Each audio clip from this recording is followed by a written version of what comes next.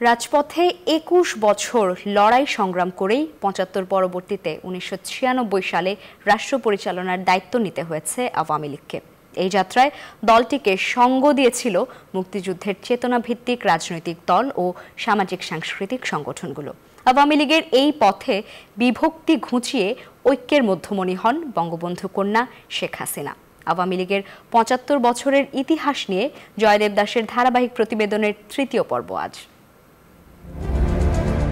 রাজনৈতিক চরম অস্থির পরিস্থিতিতেই বাঙালির জাতির কপালে পিতা হত্যার ঘৃণ্য তকমা লাগে ৭৫-এর ১৫ আগস্ট। এরপর থেকে বাংলাদেশের যাত্রা অন্ধকারের পথে। গণতন্ত্রকে বন্দী করে উর্দিপড়া ক্ষমতালোভী শাসকরা দখল করে রাষ্ট্র ক্ষমতা। বহুধারায় বিভক্ত আওয়ামী লীগের ঐক্যের প্রতীক হয়ে ১৯৮১ সালের ১৭ মে নৌকার নয়ামাঝি বঙ্গবন্ধু কন্যা শেখ হাসিনা গুম, হত্যা এবং জাতীয় নেতৃবৃন্দের চরিত্র হনন, দল ভাঙা রাজনীতি ইত্যাদি যে আন্দোলন শুরু করেছে এবং জিয়াও যখন বলছে যে মানি ইজ নো প্রবলেম এবং I shall make difficult politics for the politician, এই একটা অবস্থার পরিপ্রেক্ষিতে আমরা বঙ্গবন্ধু কন্যা শেখ হাসিনাকে ১৯৮১ ১৭ মে দেশে নিয়ে আসি আওয়ামী লীগের সভাপতি নির্বাচিত করার মধ্য দিয়ে।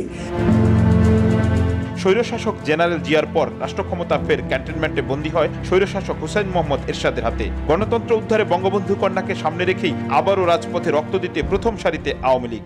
জিয়া রহমানের পতনের কারণে আওয়ামী লীগের একাংশ খুব খুশি হয়েছিল, কিন্তু যখন এরশাদ এসে তার সরেছেরি বিষয়গুলো আনতে গেল তখন আওয়ামী লীগ সেখানে কিন্তু দৃঢ় পায়ে তারা দাঁড়িয়েছেন।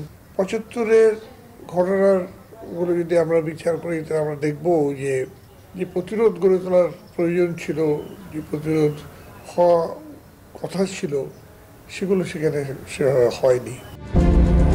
এই যাত্রাপথে আওয়ামী লীগ সাথে পেয়েছে বাঙালির নবজাগরণের সাংস্কৃতিক ও সামাজিক আন্দোলনের সংগঠক ও কর্মীদের। ধর্মভিত্তিক রাজনৈতিক দলের সাথে আঁতাত ও স্বৈরশাসককে বৈধতা দেওয়ার অভিযোগও আছে এই সময়ে আওয়ামী লীগের নামে।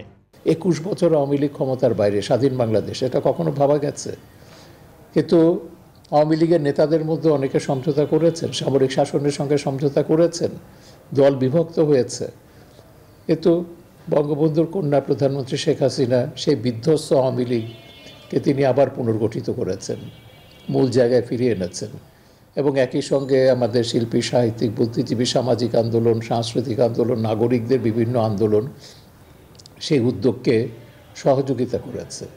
আমরা পাকিস্তানের রাজনীতি থেকে আমরা বেরিয়ে আসতে চাই, বাংলাদেশকে আমরা পাকিস্তান বানাতে দেব না। কেবলমাত্র ৮৬-তে এসে এইটা তারা কৌশল বলে, কিন্তু আমি মনে করি ৮৬-তে নির্বাচনে যাওয়াটা প্র্যাকটিক্যালি এরশাদকে অনুমোদন দেওয়ার সামিলে দাঁড়িয়ে গিয়েছিল। তবে বিভক্ত আওয়ামী লীগকে ধরে রাখতে শেখ হাসিনার ভূমিকার কথা তুলে ধরে বিশ্লেষকরা বলছেন তার নেতৃত্বে ৭৫ পরবর্তী আওয়ামী লীগ ৯০-এর গণ অভ্যুত্থানে নেতৃত্ব দিয়েছে। খালেদা জিয়ার ১৫ ফেব্রুয়ারির একতরফা ভোট বাতিলেও নেতৃত্ব দিয়েছে দলটি। ১৯৭৫ থেকে ১৯৯৬ নানান প্রতিকূলতা সত্ত্বেও আওয়ামী লীগ কিন্তু তার রাজনীতির ক্ষেত্রে গৌরবময় ভূমিকা অব্যাহত রাখতে সমর্থ হয়েছিল। পিতা মুজিবের পর ১৯৮১ সালে তার কন্যা শেখ হাসিনাই আওয়ামী লীগের মধ্যমণি হয়ে দলকে ১৯৯৬ সালে প্রথম সাফল্যের বন্দরে নোঙর করান। ২১ বছরের যাত্রাপথে হাজার হাজার নেতাকর্মীকে হারিয়ে প্রথম রাষ্ট্র পরিচালনার দায়িত্ব পায় আওয়ামী লীগ। জয়দেব দাস, নিউজ 24, ঢাকা।